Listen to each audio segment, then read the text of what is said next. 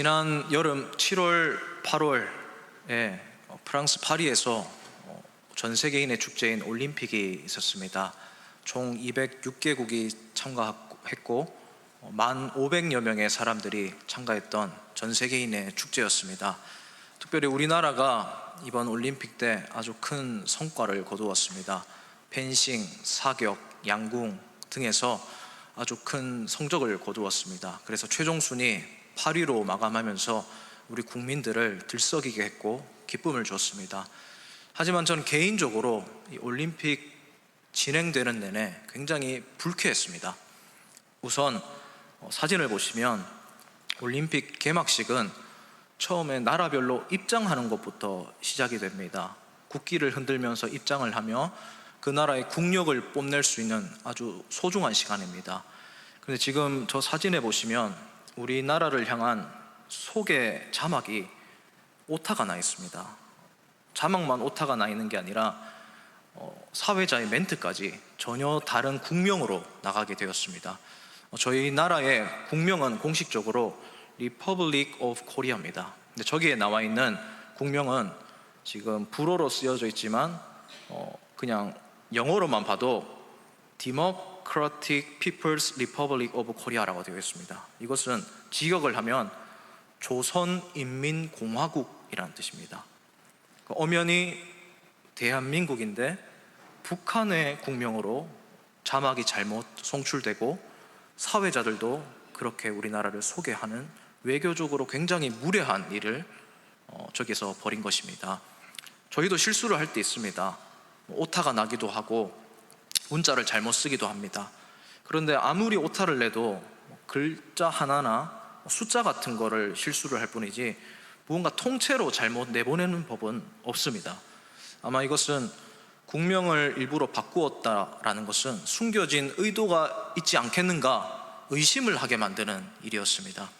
아마 세세한 콘티도 있었을 것이고 미리 연습도 해봤을 것이고 현장이나 리허설 때 굉장히 똑똑한 사람들이 진행을 했을 것인데 저렇게 무례하고 외교적으로 결례가 되는 일을 공식적인 석상에서 했다라는 것은 숨겨진 의도가 있을 것이다 라는 그런 생각을 하게끔 만드는 굉장히 불쾌한 일이었습니다. 그래서 공식적으로 항의를 하기도 했었습니다.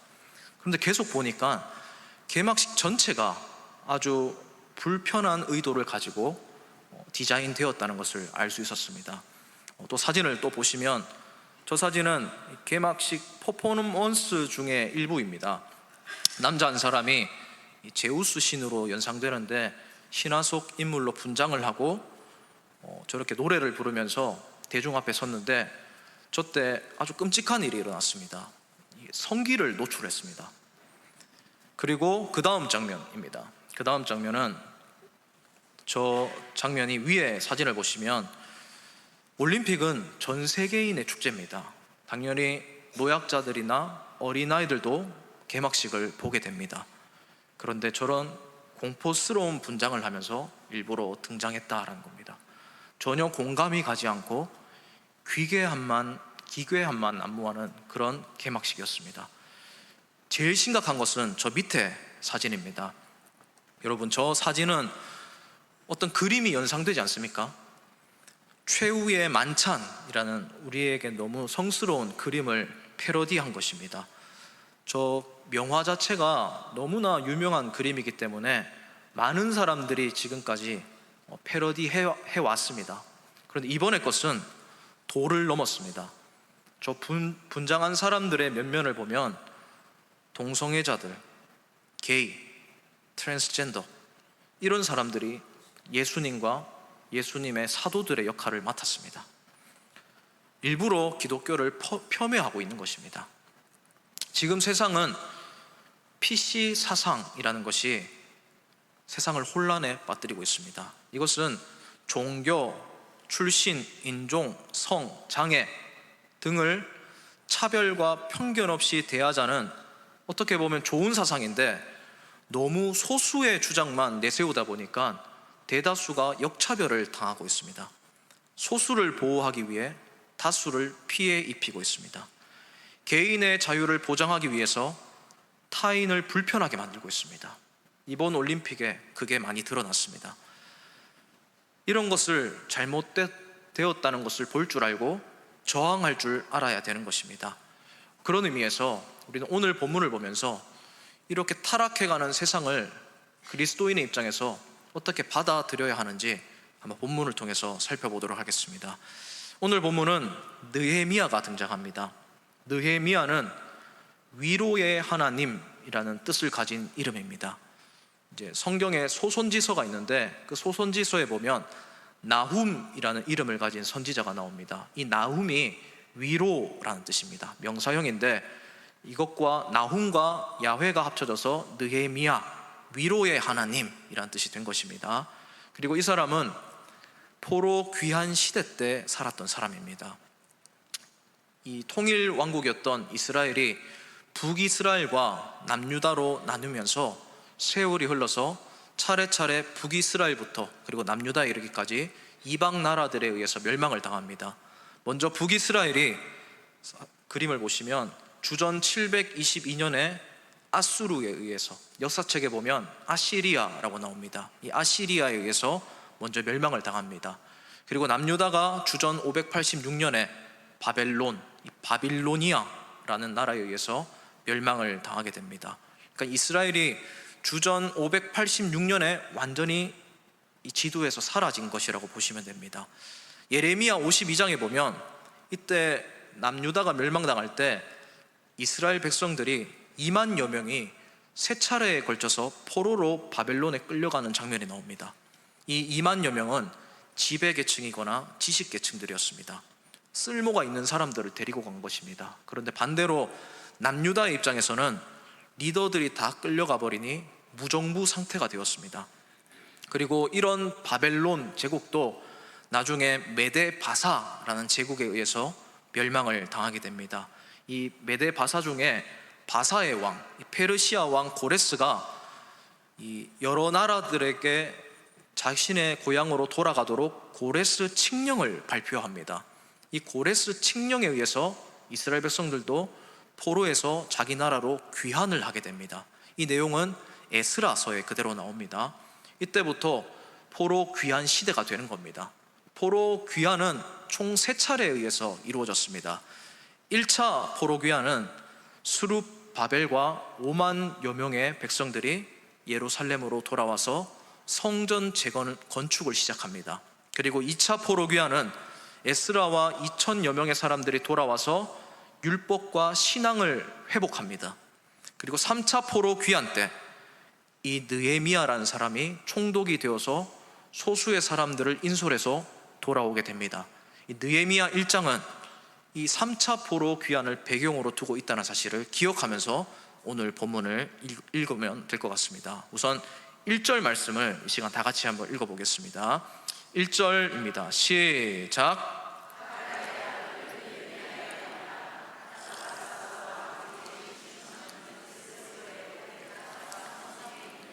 아멘. 자, 느헤미야의 배경이 나오죠. 아닥사스다 왕 제20년 기스를월이라는 것은 이 페르시아의 왕, 바사의 왕 아닥사스다 왕이 통치한 지 20년 차에 이르렀을 때라는 말입니다. 이 달력상으로는 유대 달력으로 기스를월에 해당되는 기간이었다는 겁니다. 이 달력 그림을 보시면 이 유대인들은 우리가 쓰는 양력 달력 체계와 다른 달력을 씁니다. 그래서 기스를월은 우리가 쓰는 양력상 11월, 12월 이 겨울에 해당되는 시즌이라고 보시면 됩니다. 그리고 지금 느헤미야가 수산궁에 있었다라고 말을 합니다. 이 수산궁은 에스더 왕비가 살았던 곳입니다. 에스더 왕비와 아하수에로 왕이 살았던 왕실입니다. 에스더 왕비는 1차, 2차 포로 귀환 시대 때 살았던 선조입니다. 자, 지금 느헤미야가 수상궁에서 근무를 하고 있습니다. 꽤 높은 고위 공직자였다는 사실을 여기서 발견할 수가 있는 겁니다. 그리고 느헤미야의 구체적인 직업을 유추할 수 있는 구절이 11절 말씀에 있습니다. 아까 우리가 읽었던 11절 말씀도 다시 한번 다 같이 읽어보겠습니다. 시작. 주여 구하오니 귀를 기울이사 종의 기도와 주의 이름을 경외하기를 기뻐하는 종들의 기도를 들으시고 오늘 종이 형통하여 이 사람들 앞에서 은혜를 입게 하옵소서 하였나니 그때에 내가 왕의 술관원이 되었느니라. 아멘. 느헤미야가 술관원, 왕의 술관원이었다는 겁니다. 술관원은 매우 높은 관직이었습니다. 우리가 생각하는 바텐더나 그런 소믈리에 같은 사람이 아닙니다. 술관원장이라는 직책이 창세기에 나옵니다. 요셉이 정치범 수용소에 갇혀 있을 때 꿈을 해석해 주었던 사람 중에 한 사람이 술관원장이었습니다. 왕이 식사를 할 때 주류나 음료를 시중드는 사람이었습니다. 여러분, 이 고대 시대 때 왕이라는 존재는 절대 권력을 가진 통수권자이긴 하지만 그만큼 큰 스트레스가 가득했던 자리였습니다. 왕관의 무게를 견뎌야 하는 끔찍한 직업이었습니다. 예를 들어서 조선시대 때 예를 들면 이 당시 조선의 왕의 평균 수명이 총 합쳐보면 46세에서 47세 정도밖에 되지 않았다고 합니다. 이 김수진 교수님이란 분이 있는데 이분이 당시 왕들의 수명을 연구한 사람입니다. 특별히 이 짧게 살았던 단명했던 왕들의 연수를 일일이 조사했습니다. 저기에 보시면 문종부터 단종, 헌종, 철종 이 사람들의 나이가 굉장히 짧습니다. 이 단명했던 왕 중에 몇 명은 자기 부모님이나 혹은 조부모님보다 일찍 죽었던 사람도 있습니다. 왕의 자리는 3D가 아니라 3고의 자리였습니다. 고난, 고독, 고통이 가득한 자리였다는 사실입니다. 성경에 나오는 대제국들도 마찬가지였습니다. 당시 바벨론이나 페르시아 같은 나라는 정권이 계속 바뀌는 나라였습니다. 국제 정세, 국내 정세가 늘 불안정했습니다. 따라서 왕실 안에는 반대파들이 늘 있었습니다. 왕은 암살의 위협에 시달릴 수밖에 없었습니다. 몇 개월 전에 저 미국에서 트럼프 대통령 후보도 총에 맞아 죽을 뻔했던 일이 있었지 않습니까? 바로 옆 나라의 일본의 총리는 테러 때문에 피살을 당한 적이 있습니다. 옛날에도 마찬가지입니다. 궁중에 음모와 책략이 항상 도사리고 있었습니다. 위험한 상황이 언제 닥칠지 모릅니다. 그래서 술관원이 필요한 겁니다. 경호실장이나 비서실장 같은 사람이 필수입니다. 그래서 술관원 혹은 술관원장을 뽑을 때 가장 신뢰할 만한 사람, 동작이 재빠른 사람, 대신 죽어줄 정도로 충성도가 뛰어난 사람을 뽑게 되어 있고 그래야만 했습니다. 하지만 느헤미야는 그런 사람이 아닌 것 같습니다. 왜냐하면 그 나라 사람이 아니기 때문입니다. 느헤미야는 오늘날로 치면 교포 2, 3, 4세대 정도 되는 그런 사람입니다. 유다 지파의 유대인 출신입니다.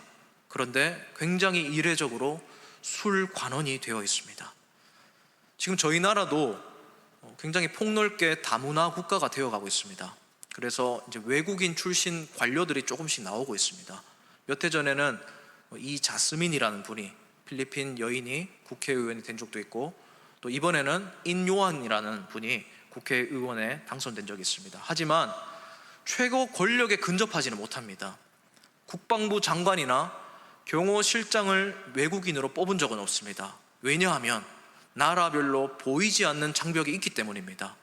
하지만 느헤미야는 지금 이 보이지 않는 장벽을 실력으로 허문 뛰어난 사람이었습니다. 인종, 문화, 종교, 텃세 모든 것을 초월한 사람이었습니다. 이미 엄청난 성공을 거두고 있는 것입니다. 바사 제국에서 살기만 한다면 안정적인 생활을 보장받은 상태였다라는 사실입니다. 자, 이런 느헤미야에게 찾아온 사람이 있습니다. 2절과 3절 말씀인데 제가 한번 읽어드리겠습니다. 내 형제들 가운데 하나인 하나니가 두어 사람과 함께 유다에서 내게 이르렀기로 내가 그 사로잡힘을 면하고 남아있는 유다와 예루살렘 사람들의 형편을 물은즉 그들이 내게 이르되 사로잡힘을 면하고 남아있는 자들이 그 지방 거기에서 큰 환난을 당하고 능력을 받으며 예루살렘 성은 허물어지고 성문들은 불탔다 하는지라. 아멘. 형제 중 한 사람인 하나니가 찾아와서 고향의 소식을 전해줍니다. 아마 친형제로 추측이 됩니다. 하나니는 고향으로 돌아가서 이미 살고 있었던 것 같습니다. 오랜만에 만나서 이야기를 나누다가 지금 우리 국내 정세가 어떠냐라고 안부를 물었던 것 같습니다. 그런데 3절을 보니 전해주는 이야기가 정말 좋지 않은 뉴스입니다. 살아남아서 살고는 있는데 정말 어렵게 살고 있다라고 전해줍니다. 성이 다 무너지고 다 불탔다라는 것입니다.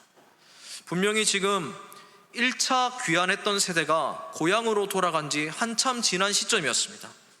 약 한 70년에서 80년 지난 시점이었다고 추측이 되는데 2차 세대가 돌아간 지도 지금 12년이 흘렀습니다. 스룹바벨도 돌아갔고 학사 에스라도 돌아가서 종교 개혁으로 신앙을 회복한 시점입니다. 충분히 회복하기에 충분한 시간이었습니다. 어느 정도 회복해서 복구도 하고 인프라도 충분히 갖추어야 될 그런 시점이었습니다. 그런데 여전히 힘들게 살고 있다는 소식입니다.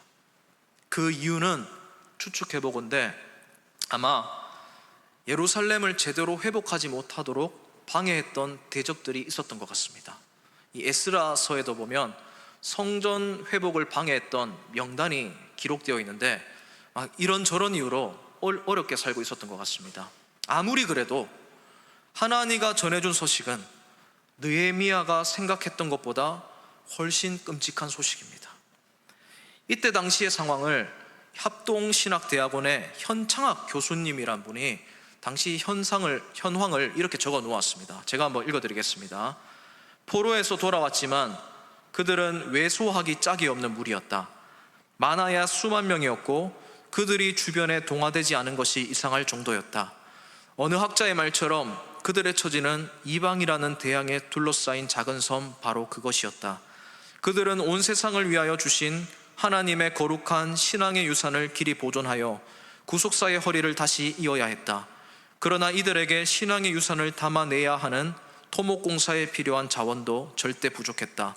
설상가상으로 주변의 위협은 끊이지 않아 생존 자체부터 의심스러운 상태였다.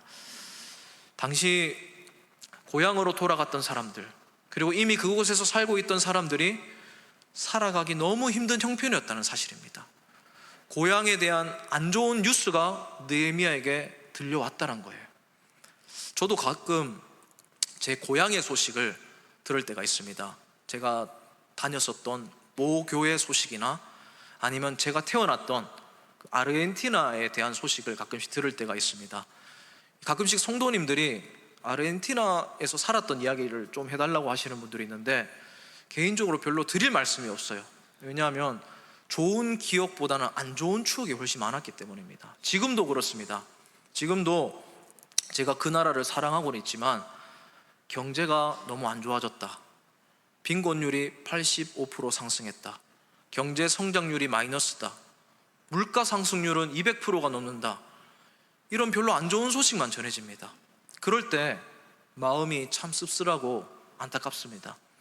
아마 성도님들도 마찬가지일 겁니다. 멀리 타지에 사시는 분들이나 이민 생활하시는 분들이나 잠시 선교 차원에서 떠나신 분들이 집에 대한 이야기 혹은 우리가 사랑하는 거제 교회에 대한 이야기 중에 좋은 소식이 들려야지 좋지 않은 소식이 들리면 정말 찢어지게 마음이 아프실 겁니다. 느헤미야도 그런 마음이었습니다. 좋은 소식을 듣기 위해서 안부를 물었을 것입니다. 그런데 최악의 소식을 듣고 너무 괴로워했습니다. 어느 정도로 괴로워했냐면 4절 말씀을 다 같이 한번 읽어보겠습니다. 우리 다 같이 4절을 읽겠습니다. 시작. 내가 이 말을 듣고 앉아서 울고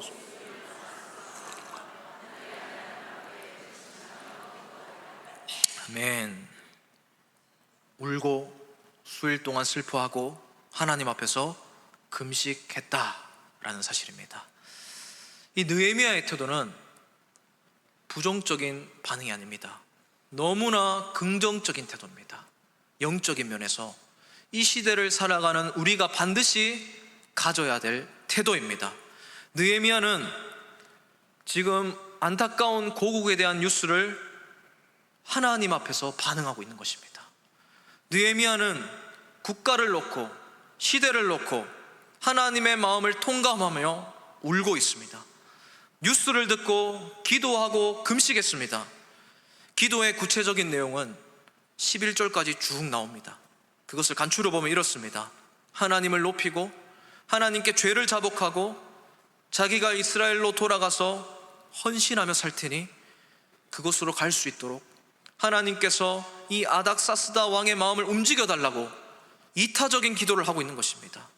사랑하는 성도님 여러분, 이 느헤미야의 기도는 세상적으로는 굉장히 손해보는 기도처럼 보입니다. 느헤미야는 당시의 가장 거대한 제국 페르시아 수상궁에서 왕의 술관원으로 살고 있습니다. 부와 권력과 명예를 가지고 안정적으로 살 수 있었습니다. 성공한 사람이었습니다. 만약에 다른 유대인들이 기도를 한다면, 비전을 놓고 기도한다면 그 사람들의 기도 제목이 되는 사람이 느헤미야였습니다. 다른 사람이 그렇게 되고 싶어 했던 롤모델이 느헤미야였습니다. 그런데 느헤미야의 기도 제목은 자기 자신이 아니었습니다. 느헤미야의 기도의 주인공은 자기가 아니었습니다. 그의 시선은, 초점은 하나님이었습니다. 그의 기도는 손해를 감수하고 하는 기도였습니다. 기득권을 내려놓는 열악하고 황폐한 땅으로 가겠다는 기도였습니다. 하나님께서 그 황무함을 보고 계시면 황무함을 따라서 살아가겠다는 기도였습니다. 하나님이 죄악으로 룩진 땅을 보고 계시면, 그곳을 향해 눈물을 흘리고 계시면 내가 그 땅에 무너진 기초를 다시 세우겠다고 결단하는 기도였습니다. 한마디로 이타적인 기도였습니다. 나만을 위한 이기적인 좁은 사이즈의 기도가 아니었습니다. 큰 사이즈의 기도를 하고 있는 것입니다. 먼저 그의 나라와 그의 의를 구하는 하늘의 사이즈만큼 큰 기도였다는 사실입니다. 나라를 위해, 세상을 위해, 이 땅을 위해 하나님께 간구하는 큰 기도였습니다. 마치 예수님의 기도와 같습니다. 죄를 지으며 사망을 향해 전속력으로 달려가는 우리들을 긍휼히 여기시며 기도하시는 마음으로 이 땅에 내려오셔서 기도하시면서 우리를 살리기 위해 죄의 대가를 치르시고 죽으시고 부활 승천하신 뒤에도 지금도 우리를 위해 하늘에서 중보 기도하며 우리를 보호하시는 예수님처럼 느헤미야는 그렇게 기도하고 살아가겠다고 결단하고 있다는 사실입니다. 결국 느헤미야는 총독이 되어서 3차 포로 귀환을 하게 됩니다.